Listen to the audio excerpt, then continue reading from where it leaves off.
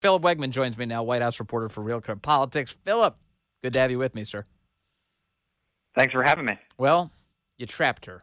You got her to speak about all sorts of idle speculation about Donald Trump, and then you asked her, like, hey, what about this other thing about Biden? And she ran away from it, Philip. Yeah, with the Woodward book, I think what we're seeing is that what that journalist gives, he also takes away, in that there are all sorts of passages and new reporting that this White House is more than happy to amplify. For instance, the reporting that former President Trump sent COVID tests to Russian dictator Vladimir Putin. But then when they amplify that reporting, they sort of open themselves up to the other stories that are in that book. For instance, Biden's frustrations with Attorney General Merrick Garland, or the reports from the intelligence community that the Russians were as likely as 50% to use a tactical nuclear weapon in Ukraine. So all of this to say, the current administration, they're ready to pick and choose what they talk about from Mr. Woodward's reporting. Well, sure, and it seems like the guiding principle is if it has to do with scrutinizing the Biden administration, they are very comfortable saying we can't get into speculation, or I haven't seen the reporting. But if it involves their political opponent, President Trump, they seem pretty comfortable with idle speculation. Right, and when we're talking about the conversations between Trump and Putin, this is not just sort of idle. This is a pretty significant question.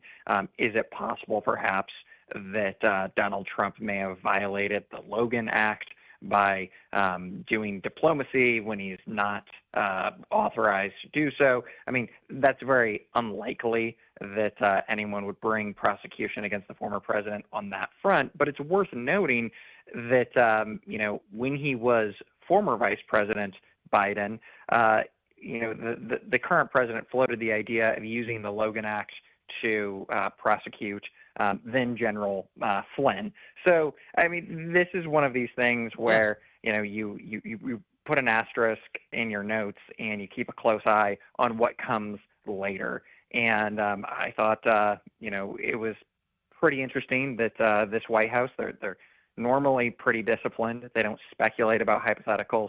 But on the question of Donald Trump's conversations with Vladimir Putin, it was open season. Yeah, and it's just vile behavior to treat a guy who was entrusted with the presidency as if he's some sort of traitor to the country by, if he had conversations with Vladimir Putin, just assuming outright in bad faith that they were working against our interests. I mean, and remember, it was John Kerry, who now well documented, was having all sorts of secret conversations with Iran during the Trump administration. So it wouldn't be the first time that a government official or a former government official may have talked to a world leader. Yeah, and you've got to think that there are some Biden administration officials who had their ears perk up when they heard from the podium there at the White House this condemnation of conversations between a private citizen and another world leader, because as you mentioned, there are plenty of folks in Biden's orbit, John Kerry being one of them, who did in fact talk to foreign nationals.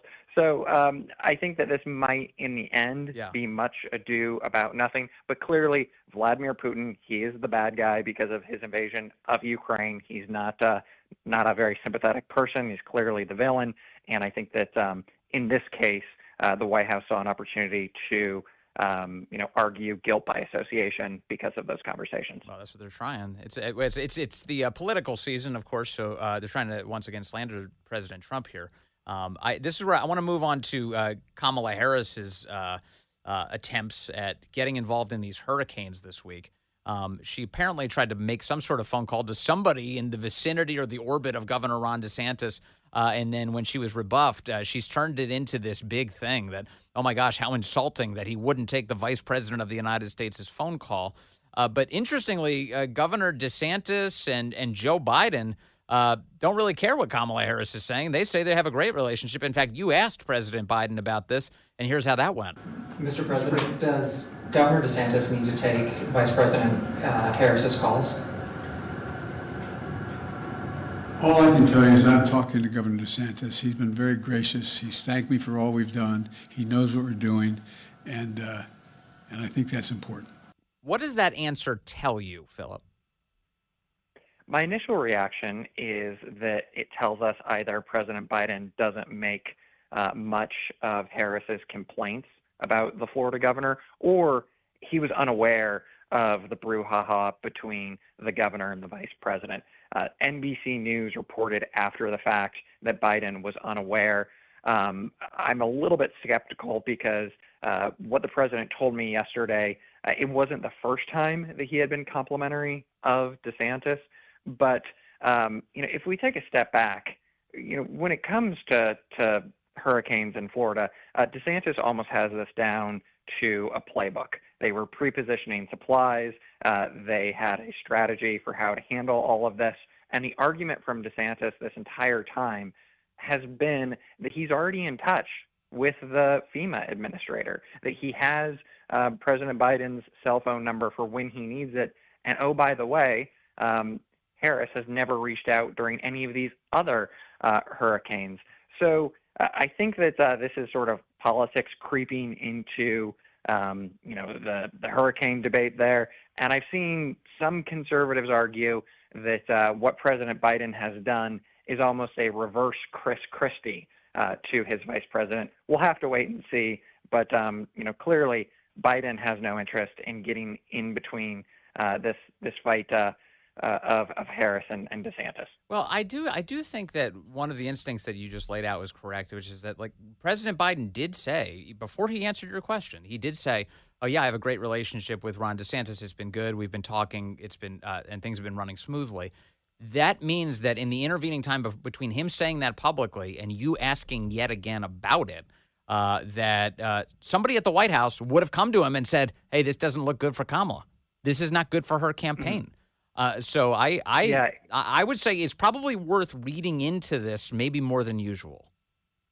Yeah, either it's a significant oversight by the political teams who are on a hair trigger both in the White House and on Harris's campaign, or it's President Biden saying, look, this is one of the last things that I'm going to have to deal with as president, and I don't want politics to get involved in a legacy-making moment. Also, and while there's been significant criticism of the FEMA response thus far with Hurricane Helene, when it comes to Hurricane Milton, Biden seems to be on the ball. We have heard constantly from this administration not just warnings to individuals in the path of the storm, but we've been getting pretty significant and frequent updates from the folks who are involved in this whole of government response. Right. And also I think they learned the lessons in part from Hurricane Helene and how inadequate it seemed from the perspective of the public. And additionally, let's be honest, this is a big difference. Roy Cooper is a governor who really hasn't been that active on the microphone.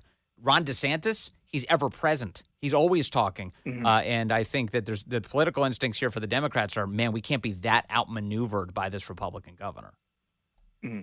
And remember, just a year and a half ago, Vice President Harris was down in Florida taking issue with some of the education standards that he had put in place there. DeSantis felt that that was an unfair attack, and certainly there's no love lost between him and the vice president. So while he's focused on the business of responding to this hurricane, it doesn't seem that he's interested in going out of his way to do a favor for a political opponent. And, he said last night on Fox News with Bret Baier that if he needed something from the vice president that he couldn't get from Biden or the FEMA administrator, that he would call. But as of right now, there's just no need. Being at the White House, I wonder how political you sense they are being from that room, because we've heard from Karine Jean-Pierre so many times that I can't do that, it's the Hatch Act, I have to be very careful, I can't engage in presidential politics. But it does feel like the entire Q&A is basically predicated upon like Trump v. Kamala, and the reporters are asking questions related to that, and it does kind of seem like Karine Jean-Pierre is engaging on it. How do you score it? Yeah, there's always a natural shifting of gears from the White House beat to election season particularly when you have the incumbent running for office. Now that Biden has withdrawn, it's a bit sleepier over there at 1600 Pennsylvania Avenue. But one thing that we've seen pretty consistently is, in real time, how does President Biden account for the work of his vice president? Does she own all of the successes and none of the failures? What is it that Harris has been over the last 4 years? And I heard from Karine Jean-Pierre earlier on, after President Biden withdrew from the race, that she sees it as a comprehensive whole, that, Harris was there for the entirety of the last 4 years. And that's sort of the question that we're all trying to suss out, to understand, what is Biden doing, for Harris? How does he see her candidacy? And up until this controversy over the DeSantis phone call, we had frankly seen a pretty gracious President Biden, who didn't have sour grapes, who was willing to go on the campaign trail for Harris, to support her, to send his staff to support and work with her. I think this is one of the rare moments where there's some daylight between the two of them, and that's why it caught so many reporters' interest. Yeah, and this week she answered now multiple questions from very friendly interviewers about what's the difference between you and Biden, and she said there is no difference. We've been, I wouldn't change a thing about the Biden administration, which is a horrifying answer, candidly, because there were a lot of disastrous things that should have been changed, and she's not separating herself from him. I have to believe, Philip Wegmann, that if you're a part of Kamala's campaign, you must have been slapping your forehead with that answer, because the messaging about Kamala's campaign has been, what? Turn the page. Turn the page. It's a new generation of leadership, really going out of your way to act like you're not even aware who Joe Biden is. I'm a completely different person. What do you make of it? Yeah, at the Democratic convention, certainly after President Biden gave his farewell address, you had former President Obama mention Biden in passing. I think his former VP got 2 or 3 paragraphs in an Obama speech. And Harris mentioned Biden very briefly. He is a bit of baggage when you are trying to present a new way forward and split with the past. But since then, we've seen Harris sort of embrace Biden with open arms. And what that tells me, and perhaps, this will be put to the test in the coming weeks, is Harris, they are not necessarily afraid of it being a, Biden-Harris referendum on their administration versus, Trump, because if they can keep the focus on his time in office and then their record sort of recedes, then they think that they might be in good shape. And certainly, everything that we're seeing in polling currently indicates that this is, coming down to a race where whichever side can get their base out the most wins. Yeah, and I'm sitting here, I'm wondering how annoyed Joe Biden is with Kamala Harris.